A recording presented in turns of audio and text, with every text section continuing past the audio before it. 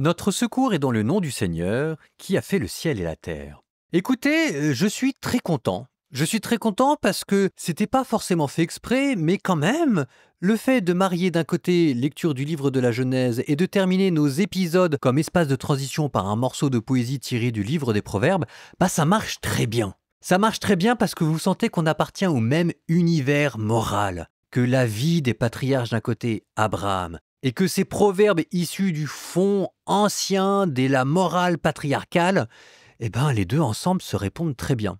Donc, jour 9, la vie est belle. Pour l'instant, c'est plutôt facile, je trouve, de lire la Bible en continu. Il y aura peut-être des passages plus arides, je vous préviens, donc faites votre plein. Aujourd'hui, Genèse 20, 21.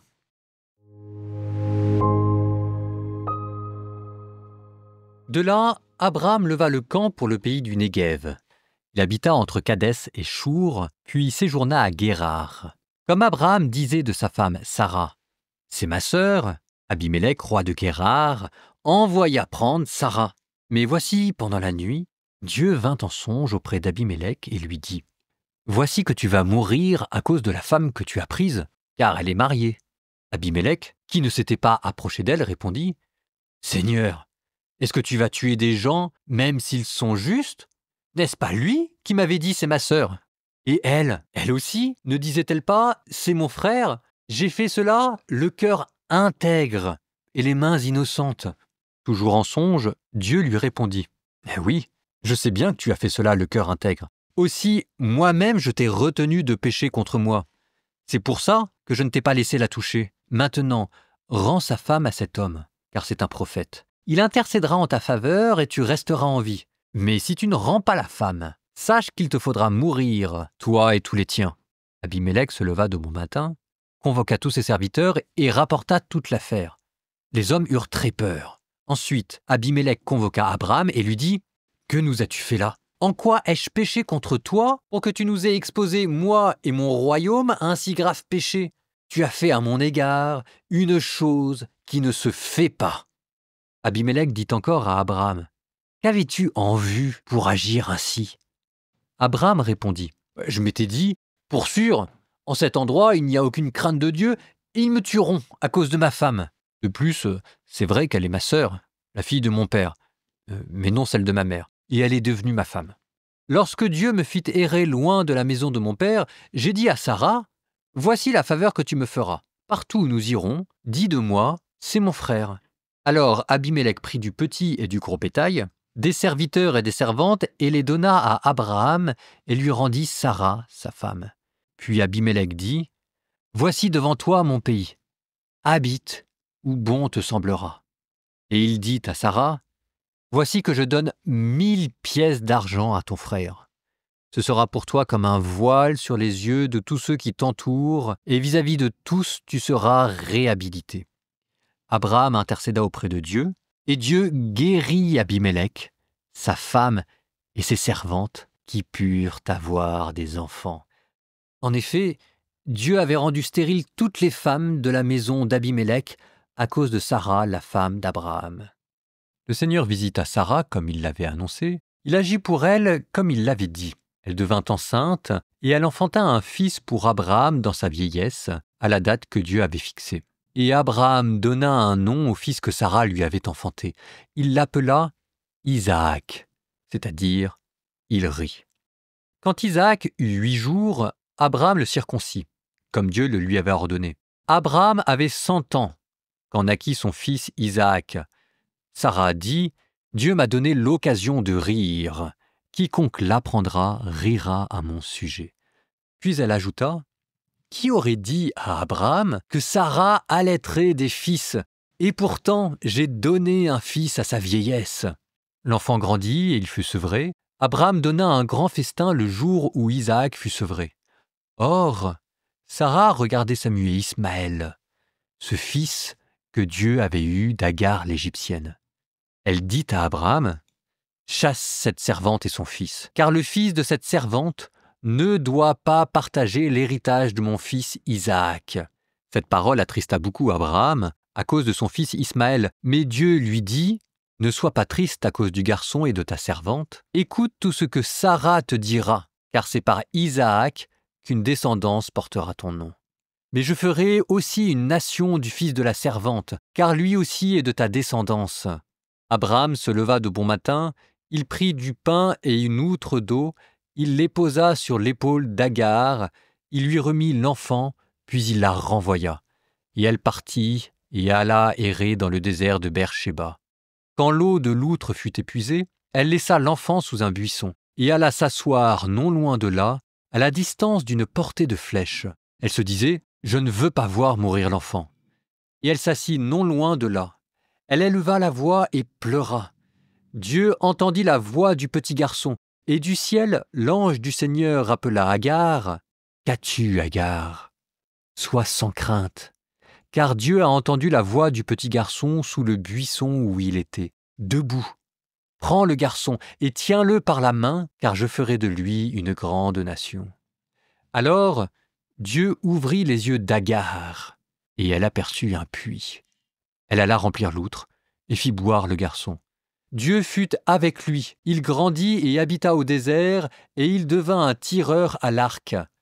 Il habita au désert de Paran, et sa mère lui choisit une femme du pays d'Égypte. En ce temps-là, Abimélec, accompagné de Picol, le chef de son armée, vint dire à Abraham « Dieu est avec toi en tout ce que tu fais. Maintenant, ici même, jure-moi par Dieu de ne pas trahir ni moi, ni ma lignée, ni ma postérité. Tu montreras envers moi et envers ce pays où tu séjournes la même faveur que celle que j'ai montrée envers toi. » Abraham répondit « Moi, je le jure. » Abraham fit des reproches à Abimélec au sujet d'un puits d'eau que les serviteurs de ce dernier avaient accaparé. Abimélec dit « Je ne sais pas qui a fait cela.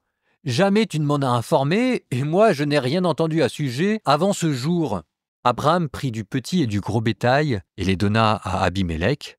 Tous deux conclurent une alliance. Abraham mit à part 7 jeunes brebis de son petit bétail. Abimélec demanda à Abraham « Que font là ces 7 jeunes brebis que tu as mis à part ?»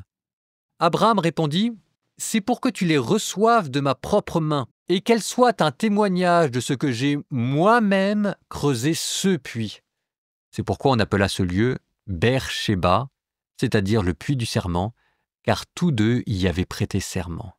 Ils conclurent donc une alliance à Beer-Shéba. Abimélec se leva et, accompagné de Picol, le chef de son armée, il retourna au pays des Philistins. Abraham planta un tamaris à Beer-Shéba et y invoqua le nom du Seigneur, Dieu éternel. Abraham séjourna longtemps au pays des Philistins.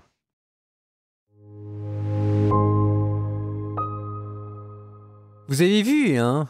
Abraham, sacré filou, hein? Il n'a pas changé. Extraordinaire par sa foi, avec énormément de grandeur d'âme pour son neveu, on a quand même vaguement l'impression qu'il est moins doué sur les questions de conjugalité. Hein. Et ça y est, qu'il a à nouveau tenté de reprostituer sa femme, et puis même avec ces histoires entre Agar et Sarah, on sent notre bon patriarche un peu dépassé et pas toujours très classe. Ben, qu'est-ce que vous voulez, hein? Ne nous moquons pas trop vite de lui, c'est quand même de là d'où on vient, mais notez au passage comment est-ce que Dieu veille au grain et qu'il protège Sarah. Bon, mais moi aujourd'hui, je voudrais vous parler d'autre chose. Ça fait quand même plusieurs jours que j'attends d'avoir un petit peu de temps pour les donner, et j'ai choisi que ce serait là, c'est les informations archéologiques. Parce que vous savez, ces histoires-là, il y a quand même une question. Est-ce que Abraham a existé? C'est important pour notre foi de savoir si jamais on est en train de lire des contes pour enfants, si jamais on est en train de lire des récits historiques, ou si jamais tout ça n'a qu'un vague rapport à la réalité. Et bien la réponse est aussi étonnante que ça puisse paraître, parce que, en tout cas pour moi, à force de lire des livres d'exégèse qui construisent et qui déconstruisent pour essayer de le reconstruire le texte biblique, on se demande ce qui nous reste à la fin entre les mains. Mais aussi étonnant que cela puisse paraître, Abraham a peut-être existé. Alors je dis peut-être existé en tant que historien archéologue, ça veut dire que j'ai pas de raison particulière de douter de son existence. En tant que prêtre, croyant, en tant que frère Paul-Adrien, là je pense qu'il a existé. Alors pourquoi est-ce que je vous dis qu'en tant qu'archéologue, on peut dire qu'Abraham a peut-être après tout existé? Eh bien parce qu'on a retrouvé pas mal d'indices archéologiques. Avec Abraham, Caïn et Abel, Noé même, on était plutôt dans l'ordre du mythe, de la légende. Bon, il y a bien eu un premier homme, il y a bien eu une première femme, voilà, ça c'est propre, clair et net, mais il s'appelait probablement pas Adam et Ève, qui de toute façon étaient des surnoms. Pareil pour Noé. Et puis pareil pour Caïn et Abel, il y avait eu un premier meurtre, mais ça s'est probablement pas tout à fait passé comme ça. Ce qui est intéressant, c'est de nous dire que la Bible met ce premier meurtre dans la religion par un prêtre. Ça veut dire des choses. Bon, Abraham, c'est différent. Abraham, on n'est plus dans l'ordre de la légende ou du mythe, même si encore une fois, ne me faites pas dire ce que j'ai pas dit.